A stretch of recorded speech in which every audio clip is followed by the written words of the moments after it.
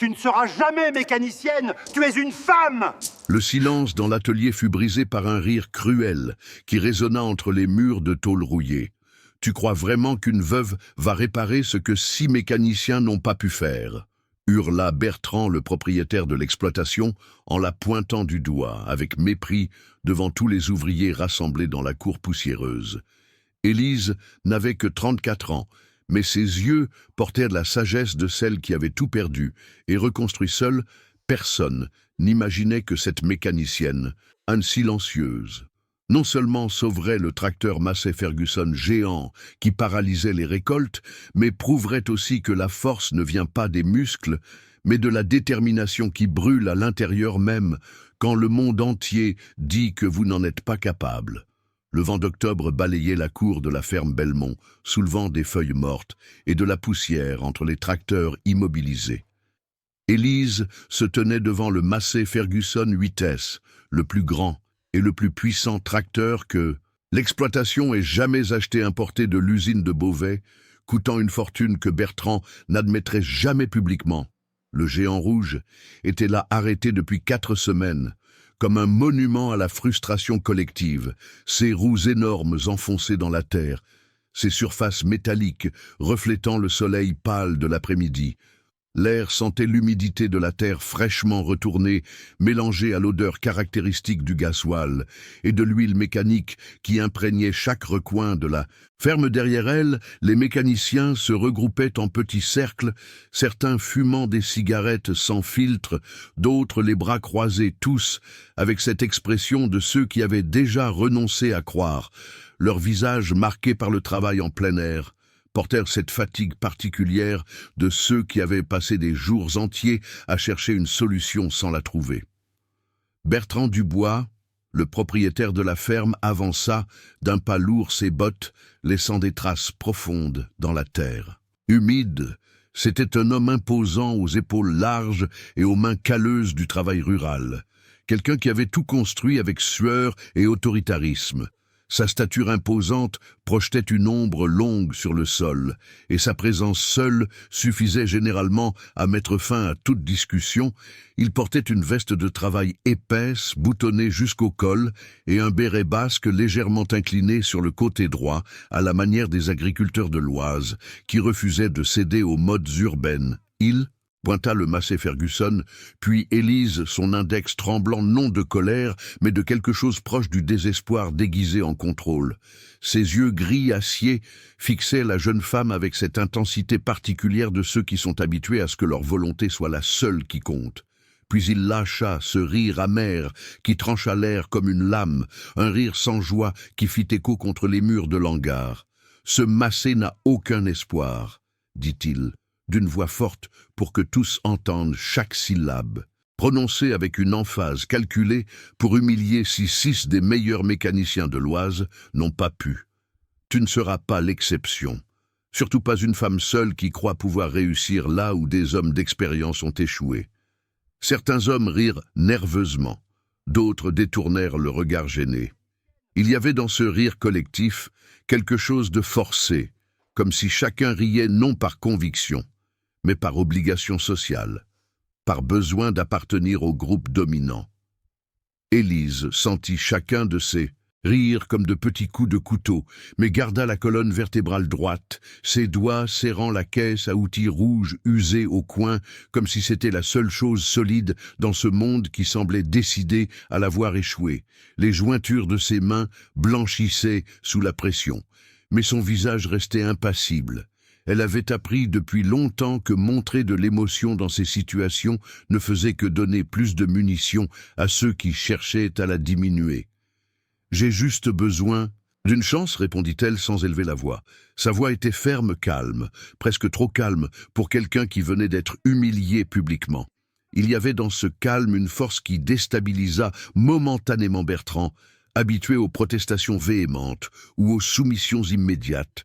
Élise ne faisait ni l'un ni l'autre, elle restait debout, solide, ancrée dans une certitude intérieure que personne ne pouvait ébranler. Bertrand secoua lentement la tête, amusé par l'insistance, un sourire.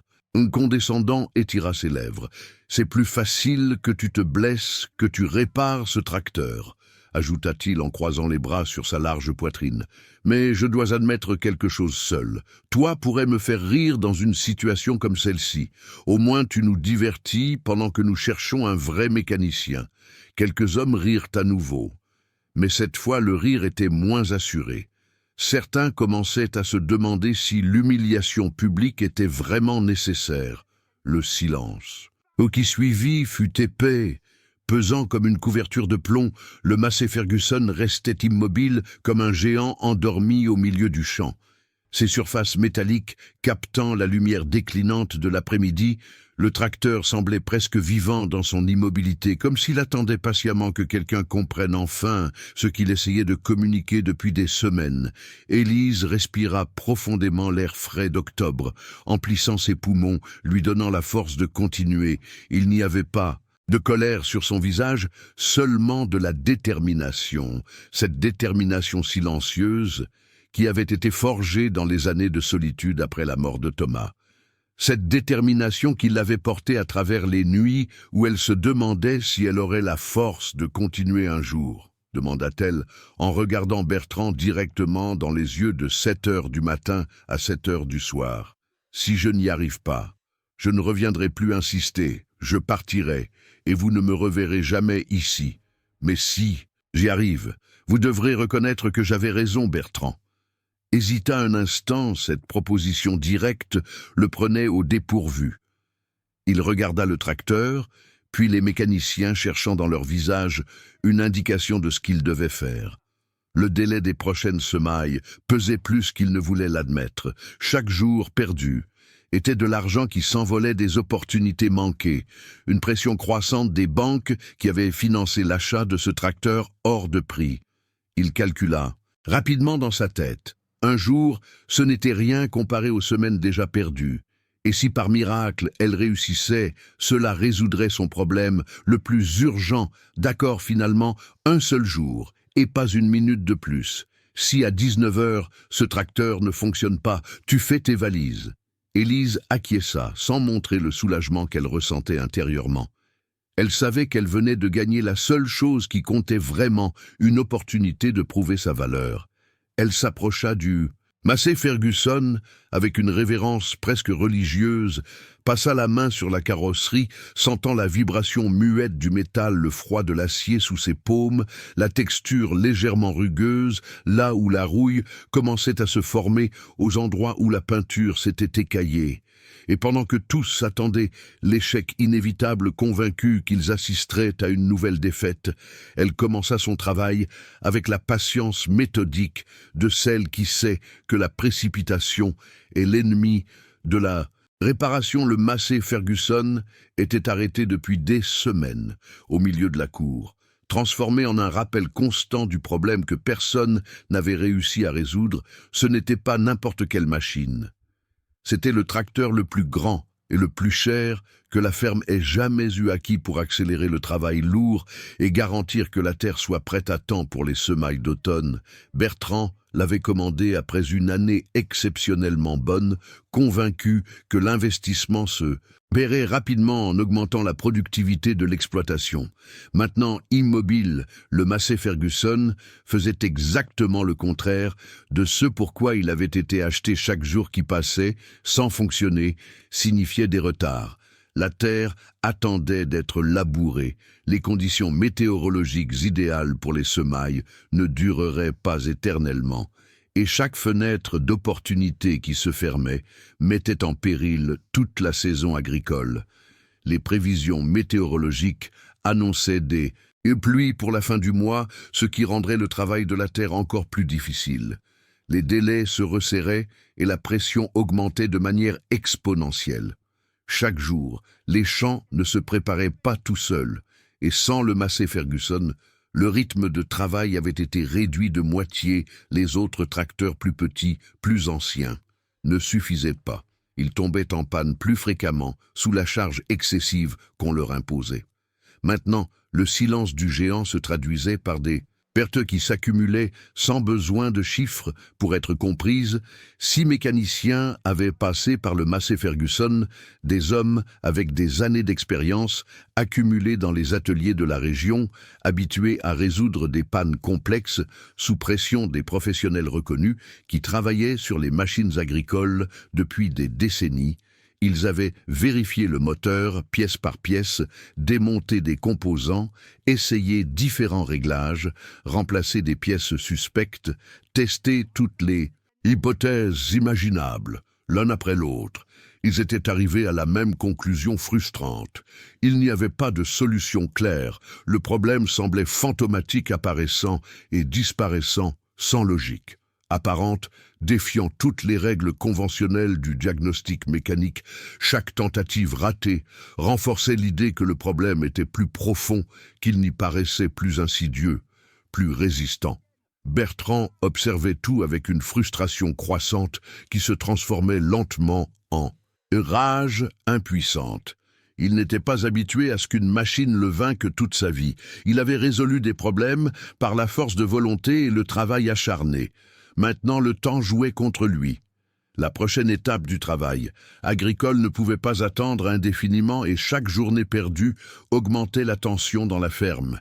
Les mécaniciens le savaient.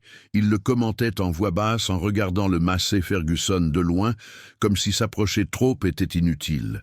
Certains évitaient même de le toucher, craignant de perdre plus d'heures dans une tentative sans résultat. L'atmosphère s'était alourdie, chargée de résignation. C'est pourquoi, quand Élise demanda une opportunité, elle ne le fit pas. À n'importe quel moment, elle le fit, quand la patience était à bout et que les alternatives s'étaient épuisées. Le Massey Ferguson n'était pas seulement un tracteur arrêté, c'était le centre d'une crise qui exigeait une réponse immédiate. Élise n'était pas arrivée dans la cour par hasard. Elle portait la même combinaison de travail qu'elle utilisait tous les jours, une combinaison bleue, délavée, par d'innombrables lavages, tachée par l'usage constant, avec la fermeture éclair remontée jusqu'à la poitrine et les manches retroussées jusqu'au coude. Révélant des avant-bras musclés par des années de travail manuel, sa caisse à outils rouge usée au coin reposait à quelques pas du Massey Ferguson, comme si elle avait toujours appartenu à cet endroit. C'était une caisse ancienne qui avait appartenu à son père Henri, une relique familiale qui portait les marques de 3 décennies de travail mécanique. Elle avait 34 ans, mais sa façon de bouger ne laissait aucune place au doute. Chaque geste était précis, mesuré, économique. Elle ne parlait pas plus que nécessaire, elle observait d'abord, agissait ensuite pendant que les mécaniciens la regardaient. Du coin de l'œil, elle parcourait le tracteur du regard, identifiant pièces, connexions, points d'accès. Elle ne touchait rien encore. Elle lisait la machine, ses cheveux châtain clair tombaient un peu en dessous des épaules, avec des ondulations douces que le vent dérangeait à peine. Quelques mèches s'échappaient vers le visage, mais elle ne semblait pas le remarquer. Elle était concentrée pour Élise. Le Massey Ferguson n'était pas un monstre impossible, c'était un système, et tout système tôt ou tard parlait. L'un des mécaniciens murmura quelque chose à l'oreille de l'autre. « C'est la première technicienne femme qu'on voit ici », dit-il sans. On cachait sa surprise, il n'y eut pas de moquerie ouverte dans cette phrase. Seulement une constatation, pourtant le commentaire flotta dans l'air, marquant une différence que personne n'avait besoin d'expliquer. Élise l'entendit mais ne réagit pas. Ce n'était pas la première fois qu'elle entrait dans un endroit en étant la seule femme. Ce ne serait pas non plus la dernière. Elle avait appris à laisser son travail répondre pour elle pendant que Bertrand conversait avec les contremaîtres à quelques mètres. De distance, Élise s'accroupit près de l'une des roues, avant passa la main sur le métal, sentant la température, la texture, les petites vibrations que d'autres ignoraient. Elle ferma les yeux une seconde, comme si elle écoutait quelque chose que personne d'autre ne pouvait entendre. Pour beaucoup, là, elle restait juste une jeune femme insistante pour le Massey Ferguson. En revanche, Élise commençait déjà à comprendre le problème. Élise n'avait pas toujours été à la ferme. Elle était arrivée différemment. Bien plus tard que les autres, dans des circonstances que personne ne commentait ouvertement, mais que tous connaissaient. Elle avait grandi à Amiens, dans un petit atelier de mécanique que son père tenait dans le quartier de Saint-Leu. L'odeur du gasoil et du métal chaud avait été son enfance, le bruit des clés et des moteurs, sa berceuse son père. Henri Moreau était un mécanicien respecté dans toute la région. Un homme de peu de mots mais de mains expertes qui réparait tout depuis les vieilles Peugeot, jusqu'aux tracteurs des agriculteurs des environs. C'est lui qui lui avait appris tout ce qu'elle savait pas, parce qu'il voulait qu'elle devienne mécanicienne, mais parce qu'Élise ne le laissait jamais tranquille. Elle voulait comprendre pourquoi les choses fonctionnaient, comment les systèmes s'articulaient, quelle était la logique derrière chaque panne. Henri avait fini par céder, et à 15 ans, Élise démontait déjà des carburateurs avec plus de précision que des apprentis de 20 ans, puis tout avait changé d'un coup à 22 ans. Elle avait épousé Thomas Blanchard, un jeune agriculteur de la région que tout le monde admirait, travailleur ambitieux, avec des projets pour moderniser l'exploitation familiale. Il s'était installé dans une petite maison près de Clermont-de-Loise, et pendant 3 ans, Élise avait cru qu'elle construisait quelque chose de solide, un avenir, une famille, un endroit où appartenir. Thomas aimait son travail, aimait la terre, aimait cette vie, et Élise l'aimait lui. Mais l'accident était arrivé sans prévenir un soir de novembre. Le tracteur que Thomas conduisait avait basculé dans un fossé, sur une route étroite, boueuse, glissante. Personne n'avait rien pu faire. Il était mort sur le coup, à 26 ans. Élise était devenue veuve du jour au lendemain. Tout s'était effondré, la famille de Thomas avait repris l'exploitation. Elle n'avait pas été cruelle. Il ne l'avait pas chassée, mais il ne savait pas quoi faire d'elle non plus. Élise n'était pas du sang, elle n'avait pas d'enfant, elle n'avait pas de place évidente dans cette nouvelle configuration. Alors elle était partie, elle avait vendu ce qu'elle pouvait, empaqueter ses outils, et était retournée à Amiens, mais l'atelier de son père avait fermé. Henri était malade, trop fatigué pour continuer. Élise s'était retrouvée sans travail, sans famille, proche, sans ancrage. C'est à ce moment-là qu'elle avait entendu parler de la ferme Belmont dans l'Oise, une grande exploitation qui cherchait quelqu'un pour l'entretien des machines. Elle avait postulé sans trop d'espoir. Bertrand l'avait regardée avec scepticisme quand elle était arrivée pour l'entretien, une femme seule, veuve mécanicienne. Ce n'était pas ce qu'il attendait, mais il manquait de personnel. Et Élise avait montré qu'elle savait de quoi elle parlait. Il l'avait embauchée à l'essai, probablement, en pensant qu'elle ne tiendrait pas longtemps. Cela faisait maintenant 2 ans qu'elle était là, et elle n'était jamais partie. Élise avait reconstruit sa vie morceau par morceau dans cet atelier parmi ses machines. Elle ne cherchait pas à remplacer ce qu'elle avait perdu. Elle cherchait simplement à continuer à exister, à prouver qu'elle avait encore une place quelque part. Maintenant, debout, devant le Massey Ferguson, Élise ne combattait pas seulement une panne mécanique, elle combattait le poids de tout ce qu'elle avait perdu et de tout ce qu'elle refusait encore de perdre. Élise n'avait pas appris la mécanique toute seule, bien avant que quelqu'un la prenne au sérieux. Il y avait eu une personne qui avait vu en elle quelque chose de plus que de la curiosité. Henri Moreau était son père, un homme aux mains larges, à la voix tranquille et à la patience infinie. Il ne parlait pas beaucoup, mais quand il le faisait, chaque mot avait du poids. C'est lui qui l'avait laissé rester pour la première fois dans l'atelier. Élise avait à peine 7 ans quand elle avait commencé à apparaître après l'école, observant depuis la porte, sans oser entrer complètement. Henri l'avait remarqué dès le premier jour. Il ne lui avait pas demandé ce qu'elle faisait là, il lui avait simplement tendu un balai et lui avait dit que, si elle allait rester, elle devait commencer par comprendre l'endroit. C'est comme ça que tout avait commencé au début. Élise nettoyait seulement les outils, rangeait les pièces, tendait les clés, mais elle écoutait, elle observait comment Henri se déplaçait autour des machines, comment il posait la main sur le métal avant de démonter quoi que ce soit. Comme s'il essayait de sentir ce qui n'allait pas. Avant de le voir, il lui avait appris que les moteurs ne se forçaient pas, ils s'écoutaient, les machines préviennent toujours. Disait-il, le problème c'est que presque personne ne fait attention avec le temps. Henri avait commencé à lui expliquer ce qu'il faisait. Il ne utilisait pas de termes compliqués, ni de longs discours.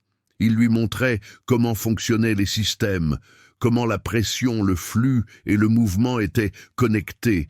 Il lui avait appris à respecter chaque composant, à ne pas changer de pièce, sans comprendre d'abord la vraie cause du problème pour Élise. Cela avait été une révélation pour la première fois. Quelque chose avait un sens complet. À 18 ans, elle participait déjà activement aux travaux à 19 ans. Elle avait refusé l'idée de partir étudier loin, non pas parce qu'elle ne pouvait pas, mais parce qu'elle avait trouvé sa place là, entre moteur et outils. Henri ne l'avait jamais forcée. Il lui avait seulement dit que si elle allait rester, elle devait être meilleure que tous. Non pas parce qu'elle était une femme, mais parce que personne ne lui offrirait rien. Henri était devenu plus qu'un mentor. Il avait été le père qui avait choisi de lui faire confiance. Le premier à lui dire qu'elle avait vraiment du talent quand il était tombé malade et avait cessé de travailler. L'atelier avait fermé. Et avec lui, une partie d'Élise était morte aussi. Maintenant, devant le Massey Ferguson, Élise se souvenait de chacun de ses enseignements. Elle n'essayait pas d'imposer sa volonté sur la machine. Elle l'observait, l'écoutait. Elle savait qu'Henri aurait fait la même chose.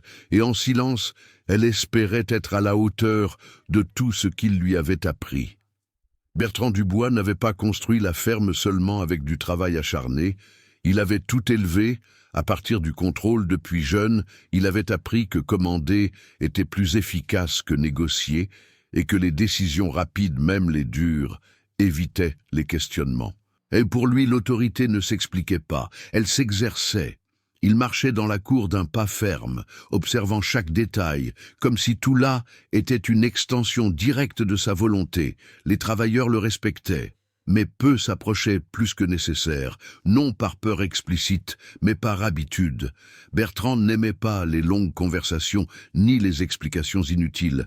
Il attendait des résultats. Le Massey Ferguson arrêté était un affront personnel, non seulement une perte financière, mais le symbole de quelque chose hors de son contrôle.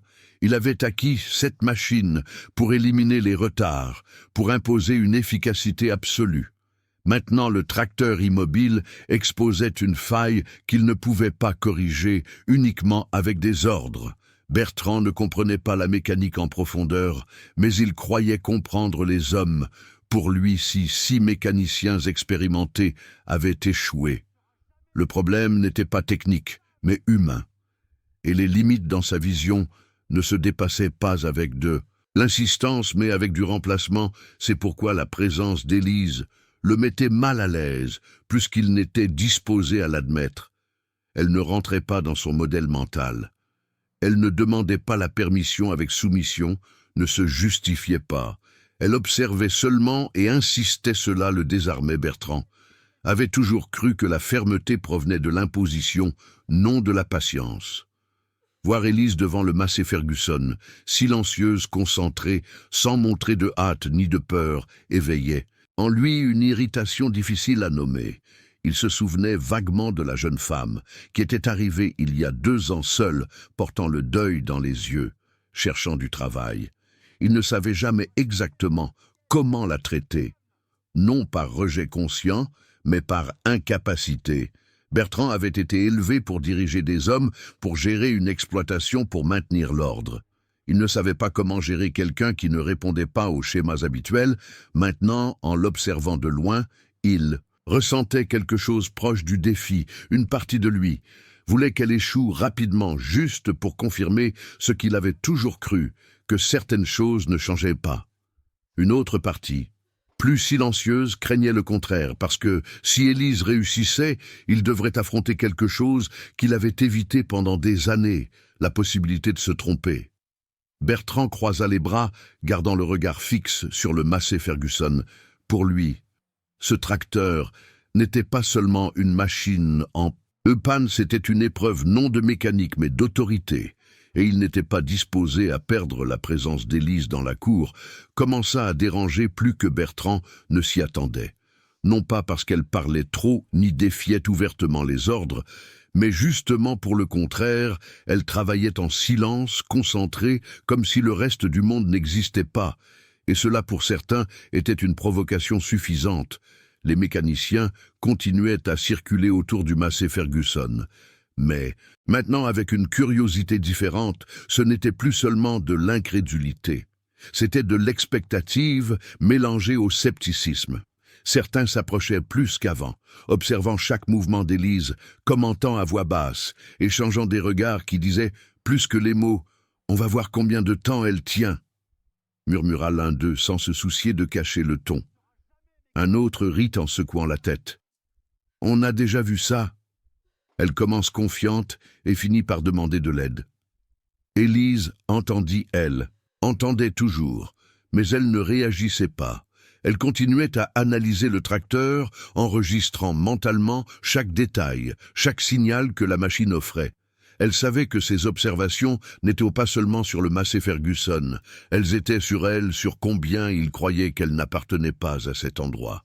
Bertrand observait tout à distance, il n'intervenait pas pour lui. Ces petites humiliations formaient partie du processus, si Élise ne supportait pas la pression mieux. Valait le découvrir vite. Il croyait que l'environnement séparait les forts des faibles sans besoin d'intervention directe à un moment. L'un des contremaîtres s'approcha de Bertrand. « Vous voulez qu'on limite l'accès au tracteur ?» demanda-t-il d'un ton neutre. Bertrand réfléchit un instant, regarda Élise agenouillée près du Massey Ferguson complètement concentrée. Il ne répondit pas. Laisse comme c'est si elle sait vraiment ce qu'elle fait. Elle y arrivera pourtant. La décision n'était pas neutre. C'était une épreuve silencieuse. Élise devrait travailler sous des regards constants, des commentaires voilés et la sensation permanente d'être évaluée pour beaucoup, cela aurait été suffisant pour abandonner. Mais Élise n'était pas là pour plaire à qui que ce soit. Chaque commentaire traversait l'air et se perdait avant de l'atteindre vraiment. Elle avait déjà affronté des choses pires. Elle savait que dans cet endroit, le respect ne se demandait pas, il se gagnait, et le Massey Ferguson, indifférent à tout cela, restait en silence, attendant que quelqu'un comprenne finalement ce qu'il essayait de dire. Le soleil était déjà haut quand Bertrand s'approcha à nouveau du Massey Ferguson. Il ne dit rien au début. Il se contenta d'observer Élise depuis quelques mètres de distance, évaluant non seulement ce qu'elle faisait, mais comment elle le faisait. Elle restait concentrée, vérifiant les connexions, observant les lignes, touchant le métal avec soin, comme si chaque geste avait un but clair. Bertrand rompit le silence. « Nous n'avons pas tout le temps du monde, dit-il d'une voix ferme, la terre n'attend pas. » Élise leva le regard pour la première fois, en heurts. Elle ne discuta pas, n'expliqua pas ce qu'elle faisait. Elle acquiesça. Seulement, « Je sais », répondit-elle. Bertrand croisa les bras. « Tu as jusqu'à ce que la nuit tombe, » continua-t-il. « Si d'ici là, ce tracteur ne fonctionne pas, c'est terminé, plus d'essais. La condition était claire. Il n'y aurait pas de délai supplémentaire. Pas de seconde, chance le délai n'était pas. Seulement une mesure pratique, c'était une pression calculée. Bertrand croyait que le temps révélait la vérité sur les personnes sous pression. Pensait-il, tous montraient leurs limites. Les mécaniciens écoutèrent la conversation en silence. Certains échangèrent des regards, d'autres secouèrent la tête convaincus que le résultat était déjà décidé pour eux. Le Massey Ferguson n'allait pas démarrer par insistance, ni par volonté, et encore moins par quelqu'un travaillant seul contre la montre. Élise ne répondit pas immédiatement. Elle regarda à nouveau le tracteur, parcourant du regard chaque section qu'elle avait déjà observée avant le délai, ne la surprenait pas. Elle savait qu'il arriverait.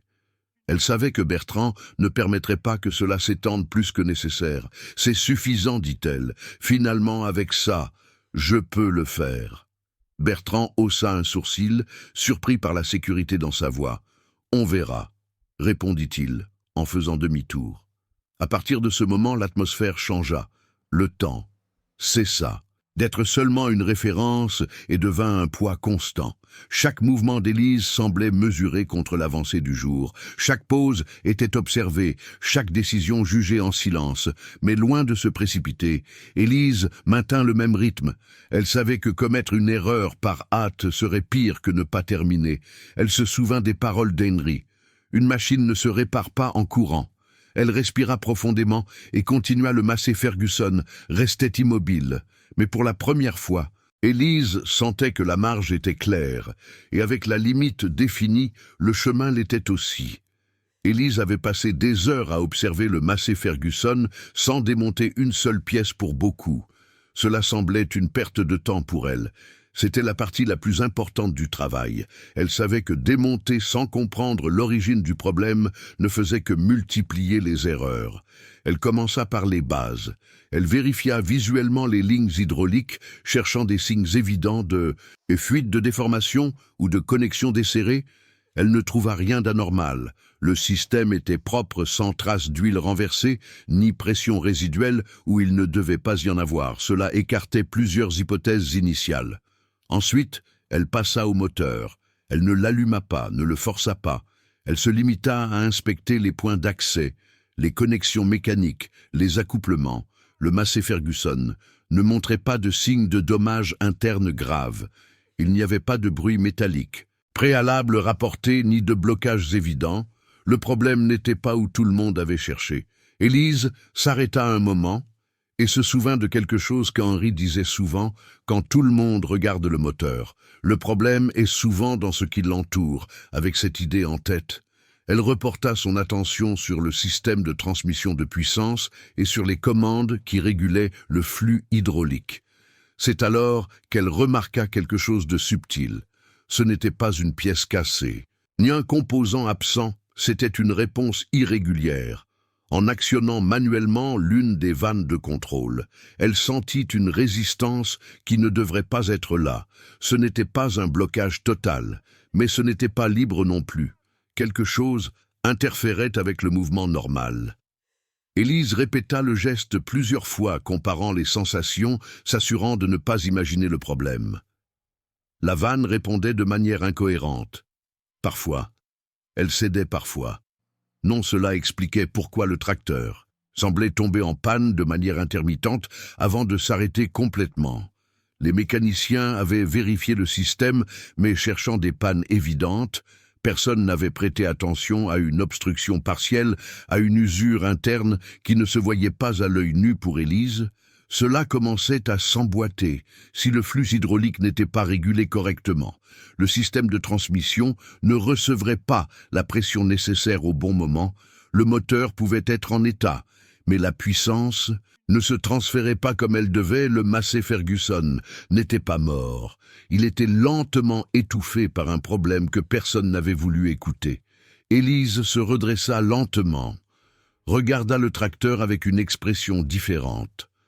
Ce n'était plus de l'incertitude, c'était une certitude contenue. Elle savait où était le problème. Maintenant, il ne restait plus qu'à le démontrer. Élise ne perdit pas de temps à célébrer le diagnostic. Savoir où était le problème ne signifiait pas que le travail était fait. Au contraire, maintenant commençait la partie la plus délicate, décider comment intervenir sans aggraver la situation. Elle s'approcha à nouveau du système hydraulique, cette fois avec une intention claire. Elle savait que démonter complètement la vanne impliquée prendrait des heures, et le temps ne jouait pas en sa faveur. Mais elle savait aussi que forcer le système ou tenter un réglage superficiel pouvait provoquer une panne majeure.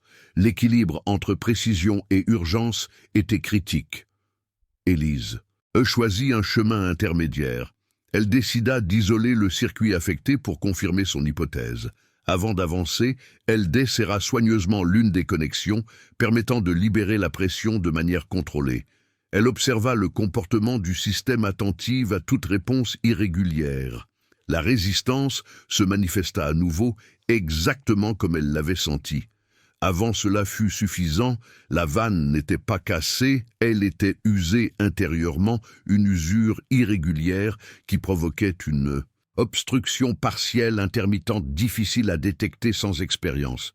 Ce n'était pas une panne évidente, mais suffisamment grave pour empêcher la puissance de se transmettre correctement.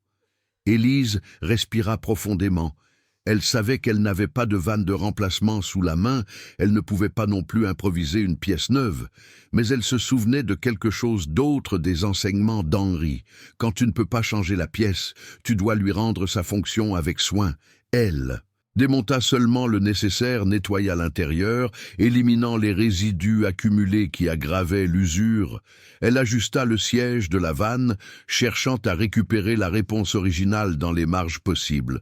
Ce n'était pas une solution définitive, mais une correction fonctionnelle suffisante pour rendre au système son comportement normal.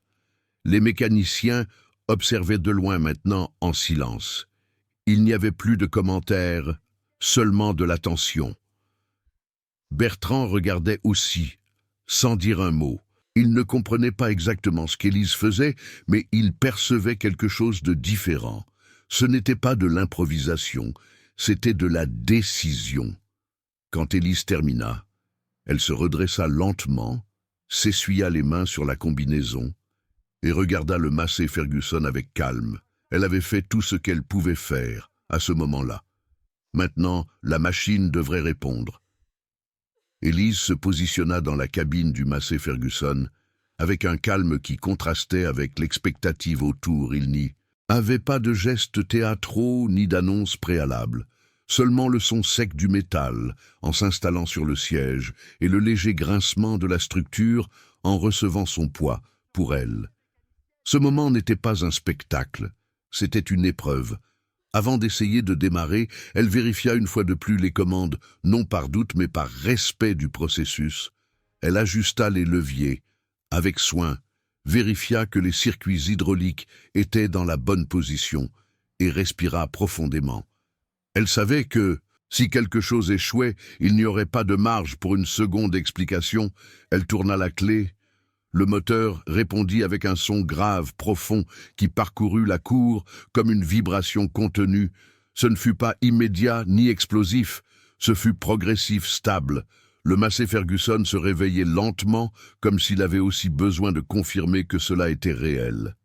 Élise garda la main ferme, écoutant chaque variation du rythme attentive à toute irrégularité. Les mécaniciens s'approchèrent. Instinctivement, personne ne parlait.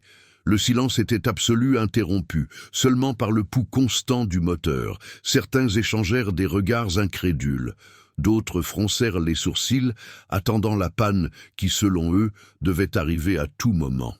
Élise ne se précipita pas, elle laissa le système atteindre sa température de travail.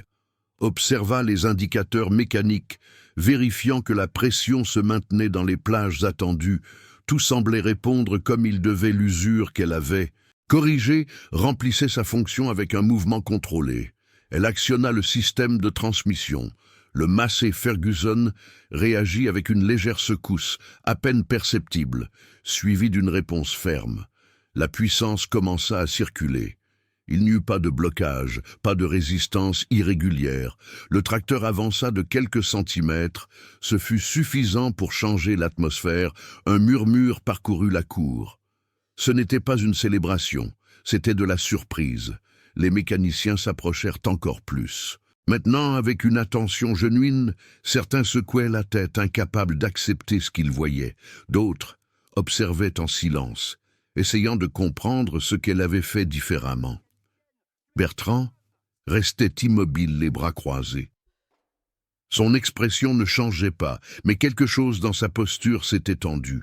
Il ne s'attendait pas à cela, pas si tôt, pas de cette manière. Pour lui, le Massey Ferguson devait échouer.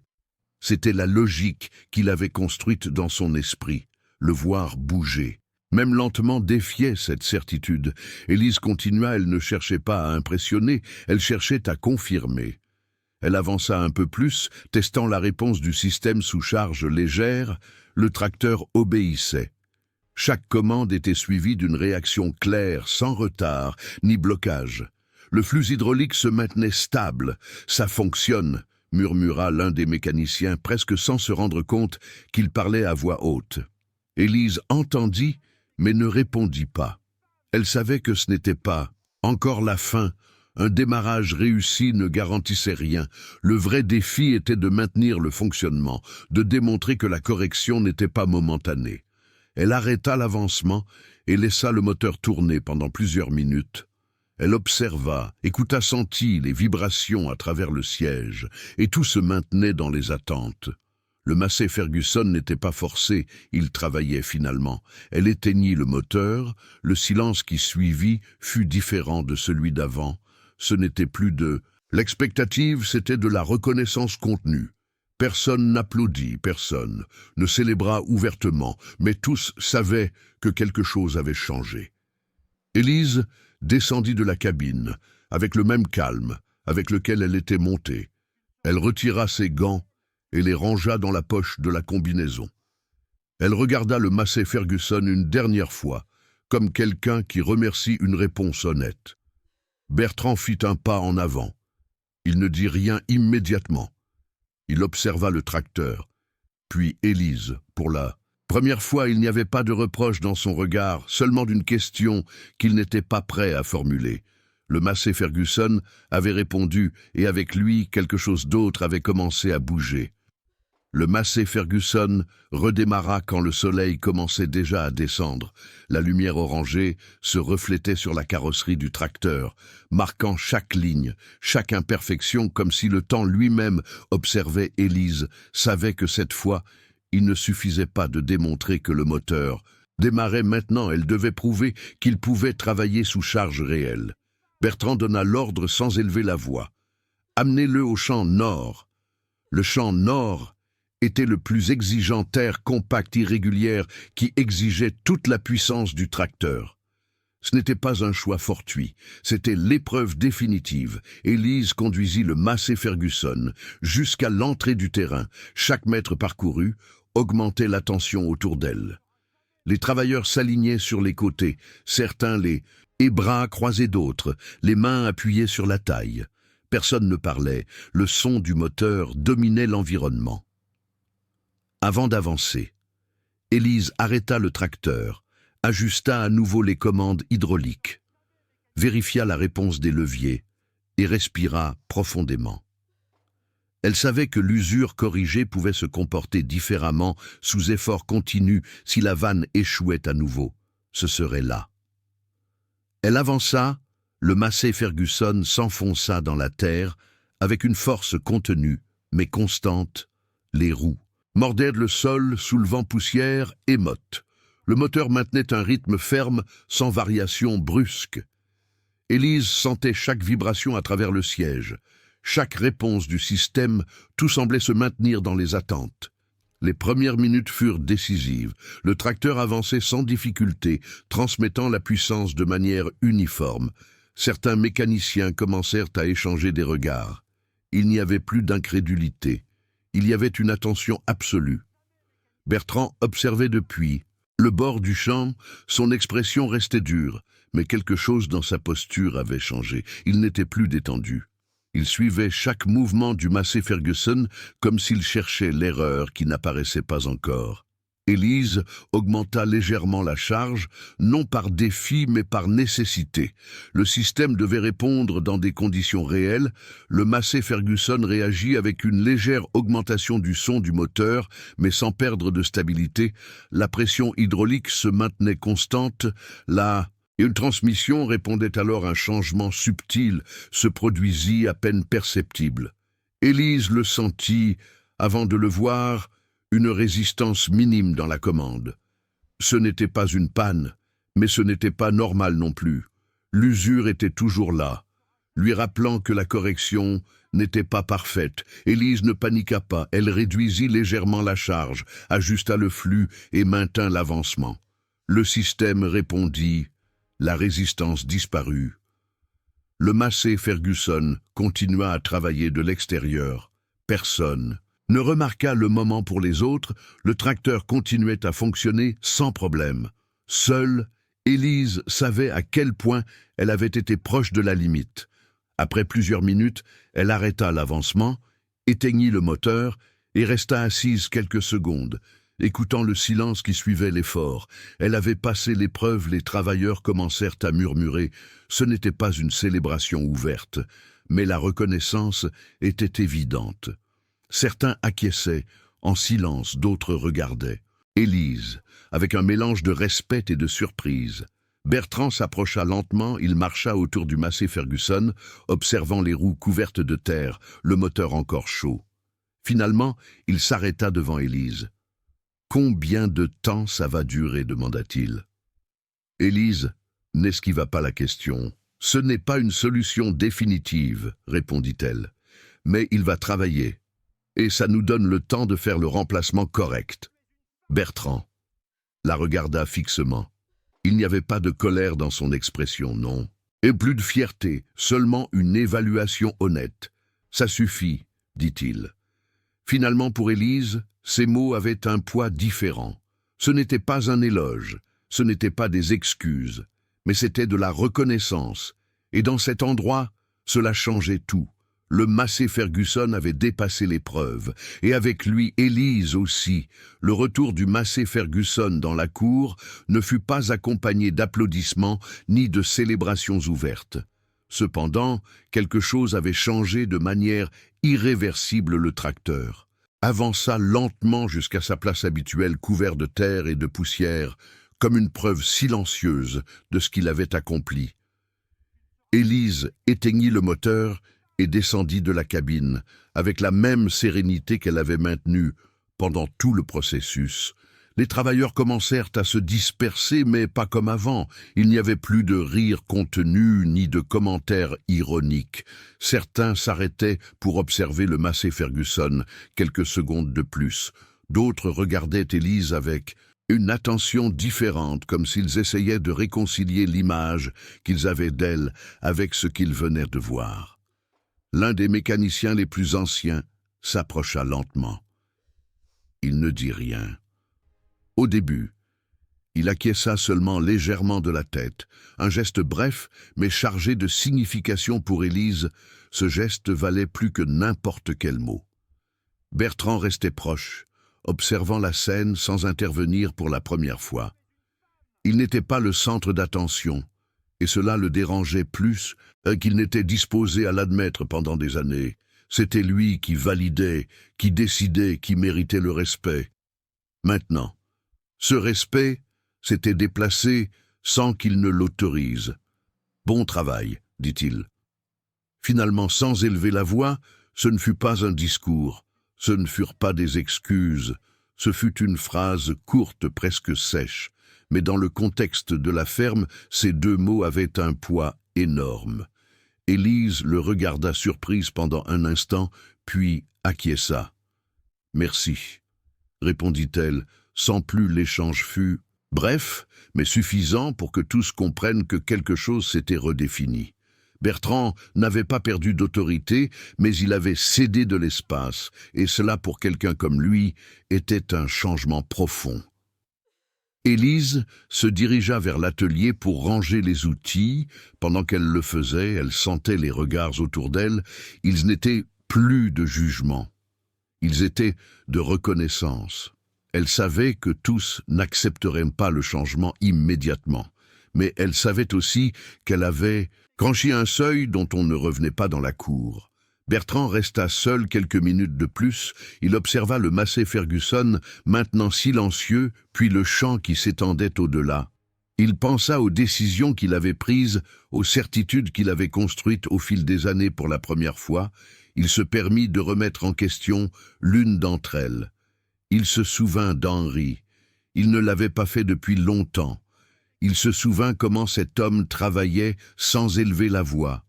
Comment ? Il résolvait des problèmes que d'autres ne voyaient pas et sans le vouloir, il reconnut le même schéma chez Élise, la même patience, la même façon d'écouter avant d'agir. Ce soir-là, pendant le dîner, l'atmosphère fut différente. Il n'y eut pas de commentaires sur le Massey Ferguson, mais le silence était moins tendu. Élise s'assit à la table sans se sentir observée. Bertrand mangea en silence comme toujours, mais son regard s'arrêtait sur elle plus que d'habitude. Ce n'était pas de la fierté non plus, du regret, c'était quelque chose de nouveau, une acceptation qu'il ne savait pas encore comment exprimer. La reconnaissance n'avait pas été annoncée, elle n'avait pas été publique ni cérémonielle, mais elle s'était produite, et dans cet endroit, cela suffisait pour tout changer. La nuit tomba sur la ferme avec un calme inhabituel. Le bruit habituel des machines avait cessé, et le silence semblait plus profond que d'habitude. Élise restait dans l'atelier nettoyant les outils, avec des mouvements lents, presque automatiques. Ce n'était pas la fatigue physique qui la retenait là, mais la sensation que quelque chose était resté en suspens. Bertrand l'observait depuis l'entrée sans s'annoncer pendant des années. Il avait évité ce genre de moment. Il préférait les ordres clairs, les décisions rapides, les silences confortables. Mais ce soir-là, le silence pesait d'une autre manière. Ce n'était pas du contrôle, c'était de la distance. « Tu n'as pas besoin de rester », dit-il, finalement brisant la quiétude. Élise leva le regard surprise. « J'ai presque fini », répondit-elle sans dureté. Bertrand avança de quelques pas l'atelier, sentait l'huile et le métal chaud, une ambiance qui lui avait toujours été familière, mais qui maintenant semblait différente. Il observa les outils rangés. Le Massey Ferguson, visible à travers la porte ouverte, immobile mais présent. « Écoute, tu as fait quelque chose d'important », dit-il d'une voix mesurée. Élise ne répondit pas immédiatement. Elle savait que ces mots n'étaient pas faciles pour lui. « J'ai juste fait mon travail », finit-elle par répondre. Bertrand acquiesça lentement. C'est ce qu'Henri disait toujours. Le nom resta suspendu dans l'air. Élise s'arrêta. Elle ne s'attendait pas à l'entendre. « Il m'a appris », dit-elle, à écouter avant d'agir. Bertrand appuya une main sur la table de travail. « Je n'ai jamais su comment te dire ceci, » admit-il. « J'ai pensé que si j'exigeais plus de toi, je te rendrais plus forte. Je n'ai pas compris que tu avais aussi besoin d'autre chose. » Élise le regarda avec attention. Il n'y avait pas de reproche dans son expression, mais pas non plus de soulagement immédiat. « Je voulais juste que tu aies confiance, » dit-elle. « Pas que tu me protèges. » Bertrand baissa le regard. « La confiance n'a jamais été mon fort, » répondit-il. « Le contrôle. Oui, mais ce n'est pas la même chose. » Le silence revint s'installer, mais il n'était plus inconfortable. Il était nécessaire, tous deux savaient qu'ils ne pouvaient pas résoudre des années de distance en une seule conversation. Mais ils savaient aussi que ce moment marquait une rupture. « Le Massey Ferguson va avoir besoin du remplacement correct, » dit Élise, reprenant le ton professionnel. « La vanne ne va pas durer éternellement. » Bertrand acquiesça. « On le fera, » répondit-il, « et je veux que tu en sois responsable. » Élise le regarda surprise. « Tu es sûr ?» « Oui, dit-il. « Tu l'as déjà prouvé. Ce n'étaient pas des excuses explicites, ce n'était pas une déclaration émotionnelle, mais c'était une reconnaissance réelle, tangible pour Élise. Cela signifiait plus qu'elle n'était disposée à l'admettre quand Bertrand se retira. Élise resta quelques minutes de plus dans l'atelier. Elle observa le Massey Ferguson une dernière fois avant d'éteindre les lumières. Elle savait que le chemin ne serait pas simple, mais elle savait aussi que pour la première fois, elle ne le parcourait pas seule. La conversation qui n'avait jamais eu lieu avait commencé, et avec elle, une nouvelle façon de se comprendre. Les jours suivants se déroulèrent avec une normalité différente. Le Massey Ferguson retourna, travaillait de manière régulière, remplissant sa fonction sans accroc. Ce n'était pas parfait, mais c'était fiable pour la ferme. Cela signifiait de la continuité pour Élise. Cela signifiait quelque chose de plus profond. La confirmation que sa place là n'était plus en discussion. Bertrand observait les changements. Sans les commenter, il n'intervenait pas comme avant. Il permettait que les décisions techniques passent par Élise, même quand elles ne coïncidaient pas tout à fait avec son instinct. Ce n'était pas une cession totale de contrôle, mais un ajustement conscient pour la première fois. Il comprenait que diriger n'impliquait pas toujours d'imposer un matin. Bertrand appela Élise dans son bureau, ce n'était pas habituel. Elle entra avec prudence sans savoir à quoi s'attendre. L'espace restait le même, sobre, fonctionnel, sans ornements inutiles, mais l'atmosphère était différente. « J'ai réfléchi », dit Bertrand, sans détour. « La ferme ne peut pas dépendre seulement de moi. » Élise l'écouta en silence. Le massé. Ferguson a été un signal, continua-t-il, pas à cause de la machine, mais à cause de ce qu'il a révélé. Il se leva et marcha jusqu'à la fenêtre, observant les champs pendant des années. J'ai cru que le contrôle était la seule façon d'assurer l'avenir. Mais le contrôle s'use, comme cette vanne. Élise comprit la métaphore. La maintenance fait aussi partie de l'héritage, répondit-elle Bertrand. Acquiesça.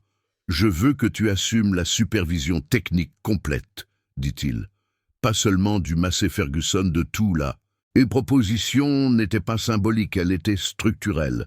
Élise sentit le poids de la responsabilité, mais aussi la clarté du moment. J'accepte, répondit-elle, mais à une condition. Bertrand la regarda surpris. Je veux former d'autres. Dit-elle que la connaissance ne reste pas avec une seule personne. Bertrand sourit à peine. Ça aussi, c'est de l'héritage, admit-il. À partir de ce jour, l'atelier se transforma. Élise commença à travailler avec les mécaniciens pas au-dessus d'eux. Elle partageait les processus, expliquait les décisions, écoutait les suggestions. L'atmosphère changea, la méfiance céda la place à la collaboration. Bertrand observait de loin, il n'intervenait pas. Il savait que cet espace ne lui appartenait plus complètement, et pour la première fois, cela ne lui générait pas de résistance un après-midi, alors que le soleil tombait sur les champs.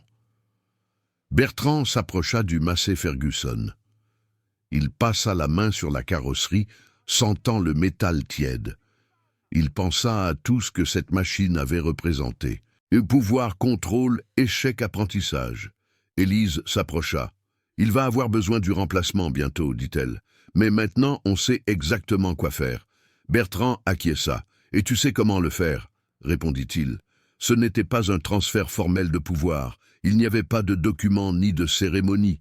Mais l'héritage se définissait en silence, dans des décisions quotidiennes, dans la confiance construite pas à pas. Le Massey Ferguson continuait à travailler. Et avec lui, la ferme avançait vers quelque chose de nouveau. Le Massey Ferguson démarra une fois de plus à l'aube. Il n'y avait pas de spectateurs, ni d'expectative, seulement le son grave du moteur brisant le silence du champ, comme il l'avait fait tant de fois auparavant. Mais cette fois, le bruit ne marquait pas un conflit, il marquait de la continuité. Élise observait depuis le bord du terrain, les mains appuyées sur la taille. Elle n'avait pas besoin d'être dans la cabine. Elle savait que le tracteur répondrait. Elle avait appris à avoir.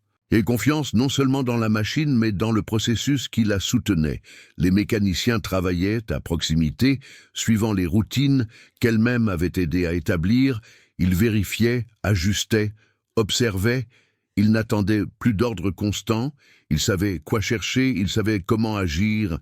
La connaissance avait cessé d'être individuelle pour devenir collective. Bertrand apparut quelques minutes plus tard. Il marcha lentement, sans hâte. Il s'arrêta près d'Élise et observa le champ en silence. Pendant des années, ce paysage avait été une extension de sa volonté. Maintenant, il le voyait comme quelque chose qui continuerait au-delà de lui. Ça fonctionne, dit-il, sans besoin de préciser quoi. Élise acquiesça. « Et ça va continuer à fonctionner, » répondit-elle, « tant qu'on écoute ce que la machine dit. » Bertrand sourit à peine. « Je n'ai jamais vraiment compris ça. » L'important, c'est que maintenant, si, dit-elle, le Massey Ferguson avançait avec fermeté, laissant des sillons réguliers dans la... Car ce n'était pas seulement une machine en fonctionnement, c'était la preuve que le changement n'avait pas été circonstanciel. Il y avait de la structure, il y avait de la continuité. Plus tard dans l'atelier, Élise vérifia les registres, nota des observations, des ajustements, en attente des recommandations pour le remplacement définitif. Elle ne le faisait pas par obligation, mais par conviction. Elle savait que l'avenir de la ferme dépendait de petites décisions soutenues dans le temps. Bertrand l'observait depuis la porte. Il n'intervenait pas, ne corrigeait pas pour la première fois. Il se permettait de faire pleinement confiance. Il comprenait que son rôle n'était plus de contrôler chaque détail, mais d'assurer que le système continue à fonctionner, même quand il ne serait plus là. Henri serait fier, dit-il soudain. Élise leva le regard. Il disait toujours que les machines enseignent la patience, répondit-elle, et les personnes aussi. Bertrand acquiesça. J'ai appris. Tard, admit-il, mais j'ai appris. Il n'y eut pas plus de mots. Elle n'était pas nécessaire à la tombée de la nuit. Le Massey Ferguson retourna dans la cour.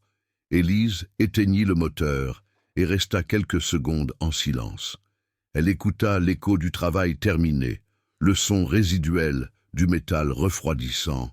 C'était une fin, mais aussi un commencement. La ferme tenait debout, non par contrôle absolu, mais par équilibre, non par imposition, mais par connaissance partagée. Élise ferma l'atelier et marcha vers la maison. Elle savait que le chemin ne serait pas exempt de défis, mais elle savait aussi que maintenant elle avait les outils, la confiance et l'espace pour les affronter. Le bruit avait cessé, et ce qui restait était ce qui importait vraiment. Si vous avez aimé cette histoire de persévérance et de dépassement, abonnez-vous à Elzo Moteur et dites-nous dans les commentaires d'où vous nous écoutez. Votre soutien nous aide à continuer à raconter ces histoires de femmes qui brisent les barrières dans le monde de la mécanique. Merci d'avoir été là jusqu'à la fin.